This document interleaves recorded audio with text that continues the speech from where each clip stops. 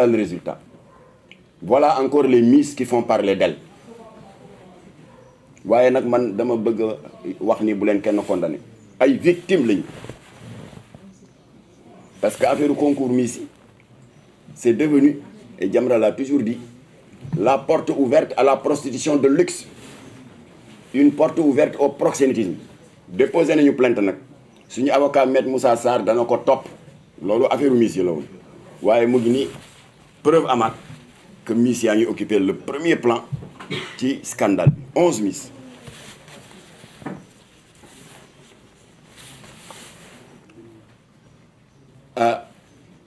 ñooñu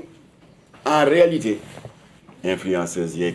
animatrices radio qui se sont laissés corrompre pour lekki musiba ñooñu c'est des fausses victimes, je dirais même que c'est des complices. ñooñu itteeluñu li ñu itteel et qui a fait l'objet de 2 heures d'entretien et d'échange maak le président Macky Sall mooy les victimes innocentes ñi nga xam ne dañu leen démarché ne leen waaw da ngeen nekk ci problème wutum liggéey ñu ne la waaw la ñu leen waxoon pour la Libye oui c'est un pays qui a reconstruire soxla nañ des maçons des menuisiers bi yoon dañ leen di naan waaw y a des personnes du 3e âge bëgg ku leen assister y a des couples yoo xam ne ku góor ki day liggéey ku jigéen ki day liggéey am doom bëgg benn babysitter yu mel noonu ñii bon kii milliardaire la bu am château bu rëy dafa soxla ku koy toppatool jardinage am arrosage yi yooyu lañ leen di wax dans ce dossier de Dubaï jël seeni kayit ñiy joxe 800 000 ñiy fay 1 million rabatteurs yi dajale leen yóbbu leen waaye dès l'instant que présenté nañ leen à leur employeur ba ñu encaissé seen commission des 2 côtés ba seen poste fees dal ñu disparaître dans la nature ñooñu ñoo mat a rëbb. Alors léegi nag de tous les témoignages que nous avons tous entendus dans les réseaux sociaux te amul témoignage bu gën a crédible bu dul ay victimes qui ne se connaissent pas et qui disent la même chose li wolof di wax naan ku ñëpp tuuf li nga tooy kon am na lu xew ñoom ñëpp daal reconnaître nañu ne ba ñu ne cëpp Dubaï ki leen intercepté au nom de leur futur employeur acte ba mu njëkk a posé mooy retirer sa passeport c'est suspect xanaa kii la nga ko nar a liggéeyloo di jàmm jël sa passeport denc ko. Alors de plusieurs témoignages gis nañu ne ba ñu eggee seen patron pervers sans tourner longtemps autour du pot kii dafa naan def ko ne soxlaawuma la mbindaa nag soxlaawuma la jardinage et cetera dama am samay groupe de copains mooy ñii toog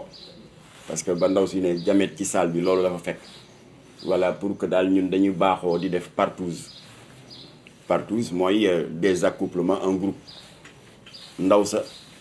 nee na egsi naa ba noppi je ne pouvais plus reculer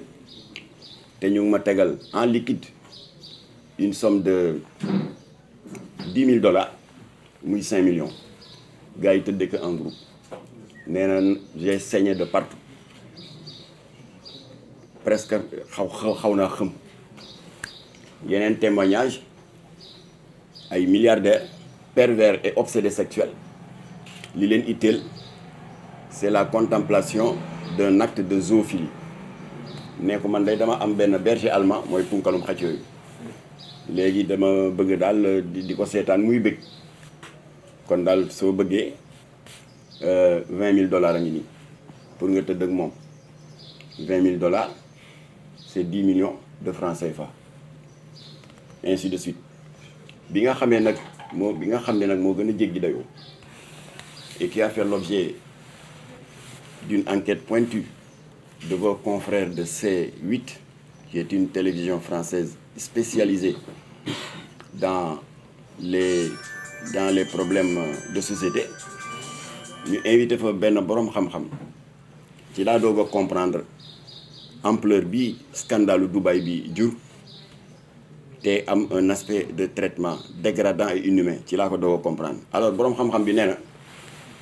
déviance comportementale sexuelle ba bari façon yéen xam ngeen ko l'homosexualité góor jigéen yàlla bind la ne góor la nga ne ko d'accorduma dem di def le contraire. Lesbianisme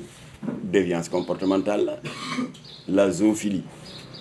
mooy ñiy tëdd ak mala yéen presse bi janvier février am ni scandale bu amoon ci banlieue bi góor jigéen bu ñu jàpp muy tëdd ak béy. Et la nécrophilie ci déviance comportementale yi la mooy ñi nga xam ne balaa ñoo yëg vraiment dégg nga leur sensation en tant que homme mooy ñu dem corrompre des gardiens de morgue di tëdd ak néew. Voilà alors borom xam-xam bi nag nee nag dafa am beneen forme de déviance rare mais qui existe et qui est violente moom la ñuy tuddee la scatophilie. Scatophilie booy jógee ngeen dugg ci seen dictionnaire xool ko ñu ne ko luy loolu mu ne mooy déviance comportementale sexuelle la boo xam ne c'est caractérisé par une attirance vers les matières fécales c'est-à-dire vers les excréments nee na kon lii xew Dubaï c'est à l'actif de pervers sexuels qui ont la particularité d'être des scatophiles affaire u cabinet moo leen intéressé alors léegi ndaw si ne ba ñu ma joxee billet li ma jëkkee am soupçon mooy billet première classe qui coûte plus d'1 million te nee na man je suis qu'une jeune fille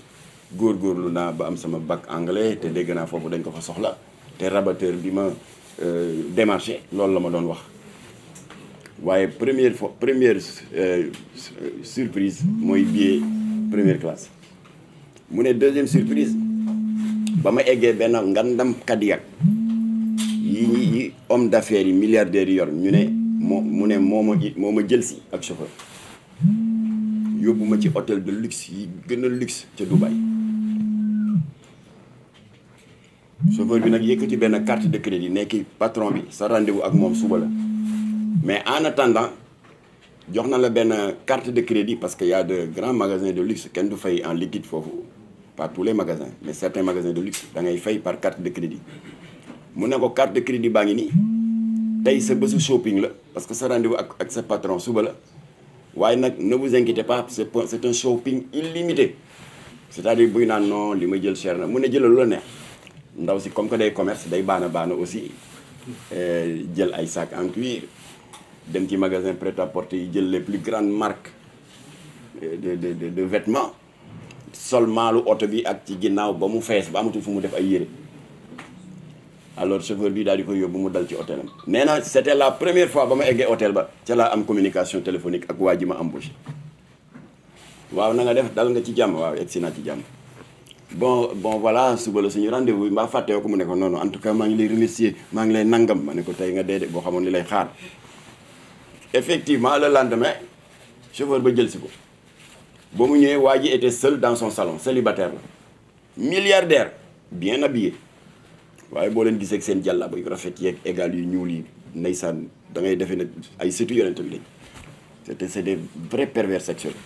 waa ji ne ko soxlaawuma la rapport sexuel soxlaawuma la joteeg yow ci lal bi soxlaawuma la dara si kanam tuuti damay naan benn laxatif masalan seere wala constipation ku mu dal xam ngeen ne pharmacie boo dem dañuy laal jaay laxatif bu ko defee bu defee FM 15 minutes après da ngay tëdd fii ma jonkan sa kaw yebbi sama ay ginnaaw kër sa kaw ndaw si xaw a ba yàgg daal di ne c'est combien waaye ñoo ko bii moom mooy tarif bu mag bi c'est $40,000 ça fait combien du 20 millions ndaw si ne 20 millions day bu defee bagage am yi sama kaw xanaa damay daw rek sangu ji mu jeex naar bi ne ko déedéet da nga koy lekk moo tax foog ma def parenthèse parce que loolu dafa yéeme mystique dafa am ci biir masalan ñun ñëpp suivre nañu live yi guérisseur traditionnel di def ci YouTube bi en pagaille surtout ñi naan dañuy faj jinne faj rabak léeg-léeg mu naan waaw kii nangama ko dal waaw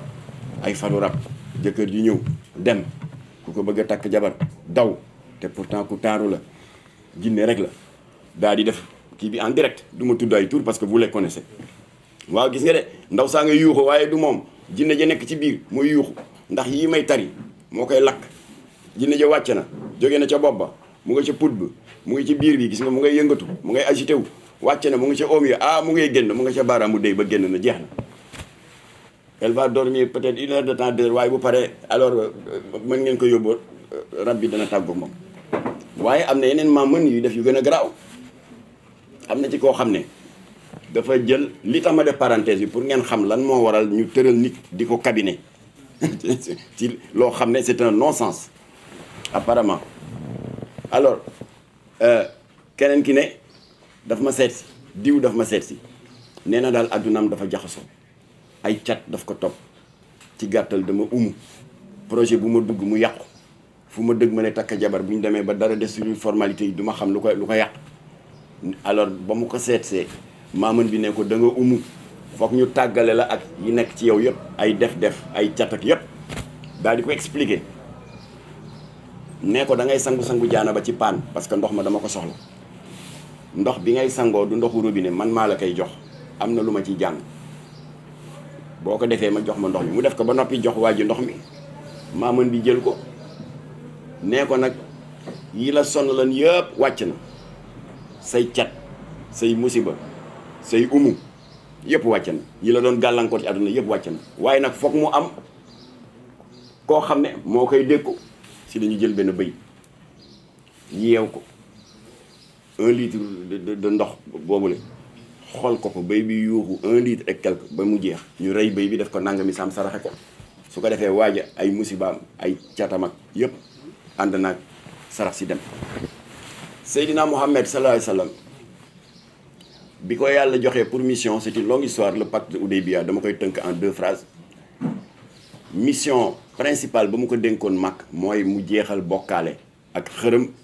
ak musrikuun bi nga xam ne féticheuru Bani Khoureyssi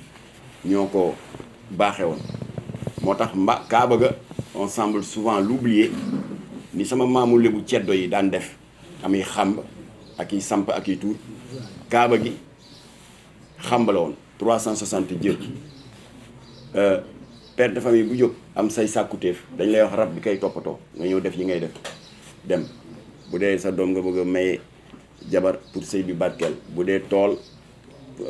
pour bu nawet bi ñëwee mbay mi barkeel ainsi de suite waaye ba Seydina Mohamed ñëwee ci gàttal parce que c'est une longue histoire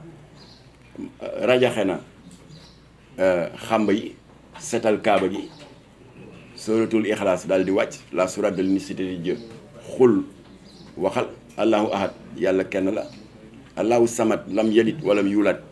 jurul kenn te kenn juru ko walam yàkkun lahu kufuwan ahad fii ba àdduna di tukki kenn du ko mën a diir mbagg bokkaale jeex mag drapeau l'islam samp fa sahadaat yi di jib nit ñi di tuub di ko ñëw di fekk si ashhadu an la ilaha illallah wa ashhadu anna muhammadan rasulullah l'islam samp waaye nag ceddo yi xërëmkat yi jabarkat yi nga xam ne dañu dem jaxasoog seytaane ba mu foor te mënuñoo dékku loolu leeru l'islam dañu gàddaay génn màkk des milliers daal di tasaaroo dans toute la péninsule arabique ñii dem Koweït ñii daw nañ dem Irak ñee nga Iran ñee ngi dans les Émirats arabes unis te Dubaï am ci lu bari lu mu jël ñooñu nag ba léegi dañuy liggéey avec des milliardaires di leen gérer seeni affaires ak seeni relation d'affaires waa ji ne ndaw si kon su ma naanee laxatif bi da ngay tëdd ma yebbi la fee mu ne bu ma paree sangu mu ne ko non da nga koy lekk effectivement noonu la mujjee demee ndaw si lekk ko avec beaucoup de dégoût waaye nee na ba mu paree waa ji dafa jël téléphone nee na dégguma li muy wax ndax arabe la waaye dama am njort ne dafa mel ni dafa am ku muy rendre compte di ko wax ne nanga ma ko sante defee naa ko noonu ndaw si nag encaissé na $40,000 ça fait quand même 20 millions de francs CFA waaye ba mu ñibbee beneen sœuram jël le relais parce que moom elle était prise par l'émotion que jooy sœur bi ne ba mu ñibbisee 4 mois 5 mois après parce que lu ne daj nañ ko ndax wéradi la fa jëlee et puis c'est normal parce que loolu ñi nga xam ne suñu maam yi bañ nañ ba tuddee ko ginnaaw kër parce que chance bii ñu am ñun ñi bokk jamono am des toilettes modernes dans les chambres dans les couloirs amul woon ñoom da nga daan dem ca ginnaaw kër ga moo tax ñu teewu ginnaaw kër tubaab bañ na ko ba ne les excréments humains sont porteurs de bactéries et de forte concentration de microbes waaw nga ne dama fa jële jàngoro dama fa jële wéradi nooy def ba doo fa jële wéradi foog nga jële fa wéradi kay rawatina naar bi ba mu yebbee ko sa kaw ba nga lekk ko ay ayibam ay catam ay musibaam ay umoom ay rabam ak yi jàngoroom jële na ko ci jëmmam moom mu set wicc mu toxal ko sa jëmm loolu jar na 1 milliard jaru ko amul ku fa jóge nekk en bonne santé ndaw si wéradi googu topp na ko ay weer te muy ndaw soo xam ne wax dëgg yàlla dafa set elle est très coquette très soigneuse d'elle-même waaye sërëm ne na malgré ça fu mu la romb ci biir kër gi di xeeñ cabinet c'est-à-dire yaramam ak ñaxam moo doon gilli xeetu loolu mu lekkoon lu ko fi jar alors ni mu mujjee daal faj nañu faj muy maigrir di amee dépression ba dafa ñàkk ba kenn kon nag ci gàttal mënuñoo nettali lépp parce que le président Macky Sall jox naa ko tous les éléments et qui sont vérifiables d'ailleurs ci gàttal et je fais une parenthèse m'adresser ak ñi jot a mucc et qui commençaient à subir l'attrait de ce voyage satanique là pour dem Dubaï ma di leen xamal ni nit dem na fa jële wéradi gu tee wér ba nga mujjee ñàkk sa bakkan am na ku fa jógee am dépression bi yéeg ba jural ko des tendances suicidaires c'est une ougandaise gis ngeen vidéo baa ngi def le buzz dans les réseaux sociaux nu mu mujjee def yéeg 7e étage moom ndoolul de elle a gagné des dizaines de millions waaye nekkatul nit dépression cauchemar di tiit guddi di yuuxu di maigrir amatul appétit 7e étage la jógee tëb daanu dee xaru lu ko fi jar kon na ngeen xam ne du waaw damay lekk ay ginnaaw këru naa rek après 20 millions di déedéet est-ce que sa bakken dana ko fekke alors donc loolu moo tax lii xew Dubaï comme je l'ai dit au président Macky Sall c'est 10 000 fois plus grave que le trafic de migrants bi daan am Libye parce que boobu dañ leen di trafic dañ leen di jaay ñu nekk ay jaam di liggéey ci toolu mboq yeeg toolu dugub yi fii dañ lay ñëw dugal la ci dans du fétichisme meurtrier alors kon nag ba ñu waxtaanee ba pare ginnaaw bi ma ko tënkalee lii ma leen tënk wax ko suñu disponibilité liggéey ak état pour mën a sauver ña fa takk parce que je viens de le dire et je le répète tiktokeuse influenceuse benn animatrice rajo benn chroniqueuse télé 11 missi itteeluñu ñooñu c'est pas des victimes c'est des complices du Kaka gang de Dubaï ñi ñi itteel mooy ñi ñi nax ay intermédiaires yi gis leen de braves jeunes filles de braves jeunes garçons des diplômés chômeurs animés de bonne foi bëgg a dem wuti teraanga daan seen doole teral seen njaboot ñu nax leen yóbbu leen ñu dugg dans ce guêpier là ba mënatuñ ci génne ba ñu nangu seen passeport teg si ñooñu lañu moo tax son waxtaan ak Macky Sall la yàgg parce que il faut ñu wutal pexe pour sauver leen bëgg nañu ñibbisi mais amatuñu passeport employeurs yi nangu nañ passeport yi bëgg nañu ñibbisi mais amatuñu contact ak seen famille ndax dañ leen di tere téléphoner ñooñu il faut que état bi sauver leen ay doomu réew mi lañ l'état n'a pas le droit de les abandonner c'était ça qui explique la durée de notre entretien parce que dama doon wax ak moom di ko joxale ay preuves alors bu ko defee ñu ngi dégg ci réseaux sociaux yi ginnaaw bi ma président recevoir ñuy naqarlu piège bii ñu tendre ay doomu réew mi toroxal leen nangu seen passeport couper leen seeni relation ak seen mbokk maa ngi dégg ay ñu naan ku dem Dubaï sa affaire la yoonu état néew ci yooyu da ngeen koy wax tiktokers yi ñaari rappeurs yooyu influenceuses yi ak miss yi nga xam ne du ñu ay victimes ay complices lañu loolu ngeen di wax ñu wax leen ko ñooñu man toppatoowuma ñooñu otage yi moo tax ñi téye en otage di leen toroxal di am dañ leen di dóor maa ngi teg ay photo jigéen bi dañ ko dóor ba fii neewi parce que luñ la sant nga bañ ñu duma la et c'est une parenthèse 2016 amu fi woon le scandale ndeysaan soxna su baax Mbayang Diop qui est condamné, qui est dans le couloir de la mort te xamul kañ lañ koy décapité parce que dañ ko condamné à mort ndax nee nañu dafa rey jam paaka am patron waa jam paaka patron la ko patron bi def ba mu jam ko paaka doo leen ko wax kon c'est pas seulement Dubaï waaye y a des victimes yoo xam ne dañu révolté wu def acte de violence yoon jàppaleen teg leen loxo mbayee nga ngi nii bu gouvernement bi deful attention dañ koy exécuter te di xale bu baax bokk ci famille bu baax am jom daan commerce fii di daan dooleem tey am yar am teggin kon buñ la ne mbayee nga rey na nit en Arabie Saoudite bul ne waaye lu tax ma di ko def seetal lan lañ ko def ak lan la daj foofa ba ñu mujj ko pousser à cette extrémité là kon am na ay photos yu ñu am ay jigéen qui sont tenus en otage à Dubaï ñu baax bu leen kenn diaboliser bu leen kenn stigmatiser c'est des victimes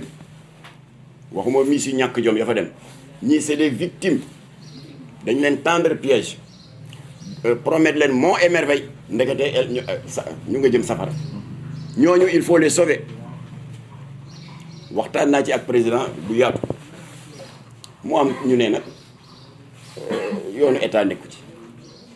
parce que ku fa dem yaa fa yóbbu sa bopp bu ñu fàtte ni jamono bi fi Senghor nekkee ni mu amee visa demande de visa d'entrée dans tel pays nga xam ne da ngay dem ci représentation diplomatique bi ko fa toogal ci dëkk bi def formalité yi ñu jox la visa nga dem jamono Senghor y avait également visa de sortie c'est-à-dire boo bëggee tukki da ngay dem ministre de l'Intérieur am na fiche boo daan remplir foo jëm ñaata temps nga fay def loo fay wut boo demee fooy dal état du Sénégal ci yooyu la daan sukkandiku jox la visa de sortie wala mu refuser le visa de sortie bu ñu la ko accordé nag ci ngay doog a dem ci ambassade dëkk bi nga bëgg a dem def formalité pour visa d'entrée dans ce pays là. waaw bi Abdou Diouf jëlee pouvoir le 1er janvier 80 ci la supprimer visa de sortie kon léegi le Sénégal dafa nekk un pays libre indépendant dont la constitution consacre la liberté de circulation des biens et des services kon kenn amul droit te kenn ku bëgg a dem Dubaï loolu moom c'est évident mais on n'a pas le droit di sàggane ña nga xam ne demuñu fa ci seen sago dañ leen piéger